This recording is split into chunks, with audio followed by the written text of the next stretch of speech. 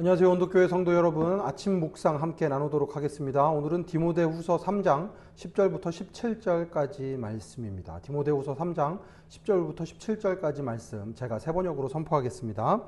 그러나 그대는 나의 가르침과 행동과 의향과 믿음과 오래 참음과 사랑과 인내를 따르며 안디옥과 이고니온과 루스드라에서 내가 겪은 박해와 고난을 함께 겪었습니다. 나는 그러한 박해를 견디어냈고 주님께서는 그 모든 박해에서 나를 건져내셨습니다. 그리스도 예수 안에서 경건하게 살려고 하는 사람은 모두 박해를 받을 것입니다.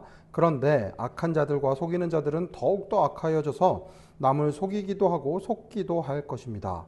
그러나 그대는 그대가 배워서 굳게 믿는 그 진리 안에 머무십시오. 그대는 그것을 누구에게서 배웠는지를 알고 있습니다.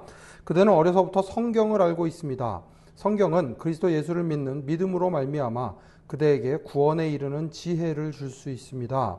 모든 성경은 하나님의 영감으로 된 것으로서 교훈과 책망과 바르게 함과 의로 교육하기에 유익합니다.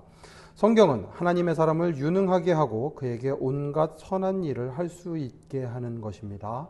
아멘. 오늘 말씀이 10절을 보면 이렇게 시작을 하죠. 그러나 라고 이야기를 합니다. 그러면 뒤에 나오는 내용과는 상반되는 내용이 그 앞에 기록이 되어 있어야 하는데 디모데후서 3장 초반부에 보면 이런 구절들이 있습니다. 말세에 어려운 때가 올 텐데 사람들은 자기를 사랑하고 돈을 사랑하고 뽐내고 교만하고 하나님 모독하고 부모에게 순종하지 않고 감사할 줄 모르고 불경스럽고 무정하고 원한을 풀지 않고 비방하고 절제 없고 난폭하고 선을 좋아하지 않고 배신하고 무모하고 자만하며 하나님보다 쾌락을 더 사랑하는 삶, 이런 삶을 살아가는 것이 세상 가운데 만연하게 될 것입니다. 이렇게 살아가는 사람들이 많은데 겉으로는 경건하게 보이지만 실상 경건함의 능력을 가지고 살지는 않는, 실제로 삶으로 그 능력을 보여주지는 않는 사람들, 그런 사람들이 살아가는 세상 가운데에서 당신은, 디모데에게 하는 말이지만 또한 이 시대를 살아가는 저희들에게 하는 말이기도 합니다. 당신들은 나의 가르침과 행동과 의향과 믿음과 오래 참음과 사랑과 인내를 따르며 안디옥과 이고니온과 루스드라에서 내가 겪은 박해와 고난을 함께 겪었습니다. 예수님을 따르는 길이 참 평탄하면 좋을 텐데, 그러면 더 많은 사람들이 예수님을 믿을 것 같은데 예수님을 믿는 길이 쉬운 길이 아닙니다. 많은 사람들이 그 길을 좁은 길이라고 하며 걸어가지 않는 이유가 바로 여기에 있습니다. 예수님을 따라 살아가면 박해를 받게 되기 때문에 그렇습니다. 바울도 더 많은 사람들이 예수님을 따라가게 하고 싶었다면 좀 이렇게 희망찬 이야기들만 했으면 참 좋을 텐데 자기가 겪었던 그 현실, 핍박과 박해 가운데 살아야 했던 자기의 현실, 또한 그것에 동참했던 디모데에 대해서 이제 쓰고 있습니다. 그러니 예수 그리스도를 믿으면 박해를 받을 수밖에 없다라는 공식이 성립이 되는 거죠. 그런데 그 악한 자들과 13절 보시면 악한 자들과 속이는 자들은 더욱더 악하여져서 남을 속이기도 하고 속기도 할 것입니다. 이 굴레에서 벗어나지 않은 사람들은 이 굴레 안에서 계속해서 반복하는 삶을 살아갑니다. 자기가 남을 속이기도 하고 또 자기가 남한테 속기도 하는 삶. 그 굴레에서 빠져나올 수 있는 유일한 방법은 예수 그리스도를 아는 것, 예수 그리스도를 통해 구원을 받는 것, 그 외에는 다른 방법이 없다는 것입니다. 그리고 나서 이제 14절, 그러나 그런 사람들은 그렇게 살아가지만 속이기도 하고 속기도 하면서 살아가지만 그대는 그대가 배워서 굳게 믿는 그 진리 안에 머무십시오. 이 진리가 무엇인가? 예수 그리스도, 복음, 그 복음 안에 머무르며 그 복음을 전하며 살아가라라고 이야기를 합니다. 그대는 어려서부터 15절 성경을 알고 있습니다. 성경은 그리스도 예수를 믿는 믿음으로 말미암아 그대에게 구원에 이르는 지혜를 줄 수 있습니다. 이 모든 것들이 기록되어 있는 것이 성경입니다. 그래서 말씀에 능력이 있습니다. 성경을 읽어야 하는 이유가, 저희가 매일 아침 묵상을 하는 이유가 바로 여기에 있습니다.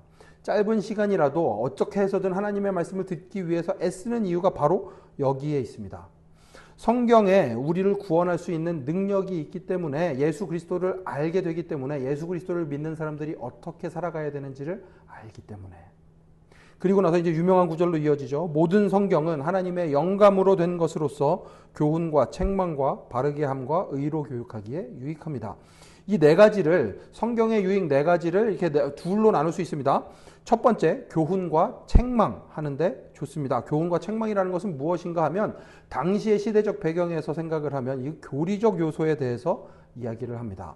하나님에 대해서 알아가는 것, 철학으로 뼈대를 세우는 것, 그래서 예수님이 누구이신지 또 하나님이 누구이신지 성령님이 누구이신지를 알아가는 것, 그 가운데 교훈과 책망을 받는 것에 대해서 이야기를 합니다. 그리고 나서 바르게 함과 의로 교육하기는 실제의 삶과 연결이 되어 있습니다. 나는 어떻게 살아가야 하는가? 예수 그리스도 안에서 바르게 의를 살아내는 삶을 살아가야 하는 것, 이것이 바로 우리에게 주어진 삶임을 성경을 통해서 배울 수 있는 것임을 이야기합니다. 그렇다면 이 네 가지를 통해서 무엇을 하는가?